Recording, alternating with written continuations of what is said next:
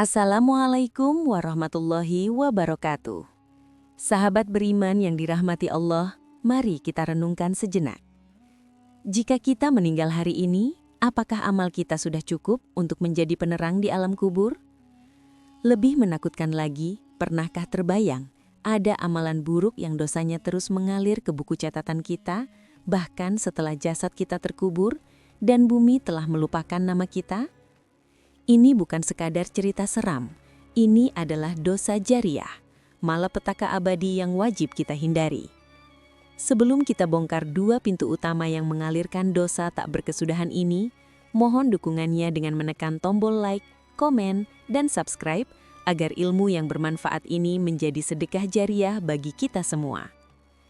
Kita semua tahu bahwa kematian adalah kepastian. Rasulullah Shallallahu Alaihi Wasallam telah mengajarkan kepada kita sebuah kaidah abadi tentang kehidupan setelah maut, bahwa semua amal manusia akan terputus kecuali 3 perkara, yaitu sedekah jariah, ilmu yang bermanfaat, dan anak saleh yang mendoakan. Ini adalah amal jariah, pahala yang terus mengalir.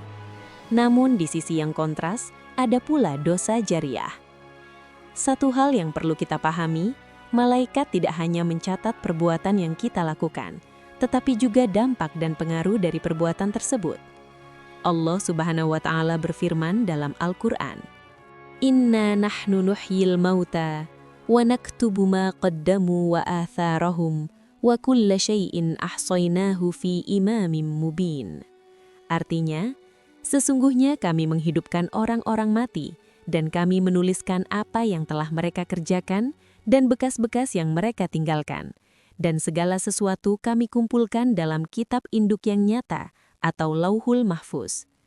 Ayat ini melegaskan, bekas-bekas atau dampak-dampak yang kita tinggalkan di dunia, baik kebaikan maupun keburukan, semuanya tercatat. Oleh karena itu, bagi seorang mukmin, menghindari dosa jariah adalah prioritas utama. Lantas, apa 2 jenis dosa besar yang akan terus mengalir dosanya ini? Dosa yang pertama adalah mempelopori perbuatan maksiat. Ini adalah dosa yang dilakukan oleh seseorang yang memulai suatu kebiasaan buruk dan perbuatan itu kemudian ditiru oleh orang lain.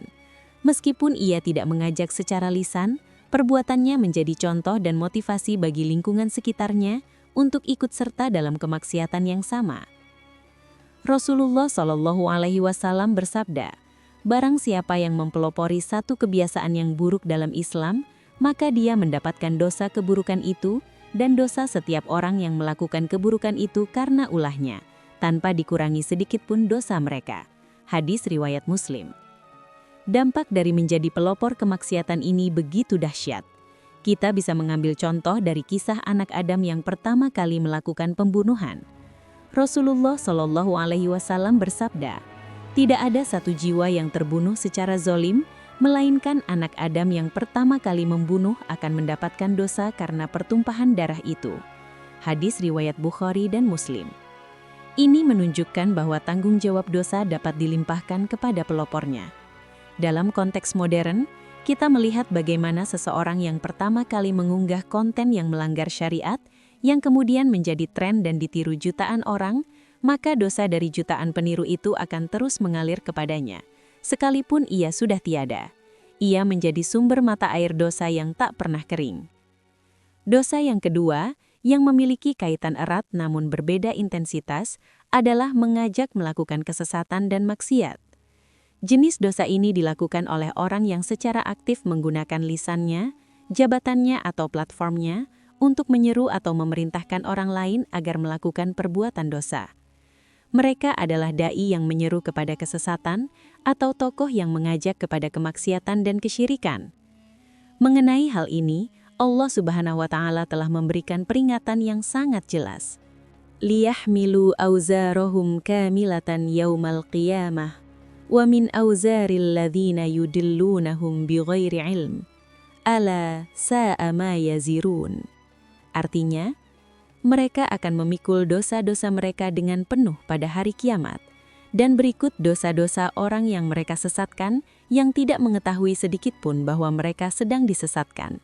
Ingatlah, alangkah buruknya dosa yang mereka pikul itu. Surat An-Nahl ayat 25. Ayat ini menyingkap fakta mengerikan bahwa orang-orang yang mengajak kepada kesesatan akan memikul dosa mereka sendiri, ditambah dengan dosa dari para pengikutnya yang tidak tahu menahu bahwa mereka sedang disesatkan. Selama orang lain masih menjalankan ajaran sesat atau maksiat yang mereka perintahkan, selama itu pula aliran dosa terus mendera mereka di alam barzah. Lalu bagaimana kita bisa melepaskan diri dari jeratan dosa jariah yang mungkin tanpa sadar pernah kita lakukan? Tidak ada cara lain, sahabat beriman, selain segera bertaubat dengan sebenar-benarnya taubat, yaitu taubatan nasuha.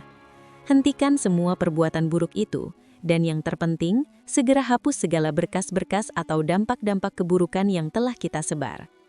Jika dosa itu terkait materi atau harta yang didapat dari cara haram, segeralah bersihkan semuanya dengan cara beramal atau menyedekahkannya untuk kepentingan umum, seperti memberikan kepada fakir miskin atau panti asuhan dengan niat yang tulus karena Allah.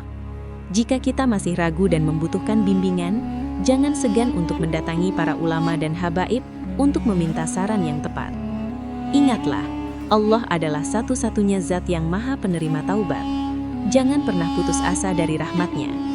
Semoga Allah Subhanahu wa Ta'ala senantiasa menghindarkan kita semua dari dosa jariah yang menghinakan dan membebani timbangan kita di akhirat, serta menjadikan setiap langkah kita sebagai amal jariah yang terus mengalir pahalanya.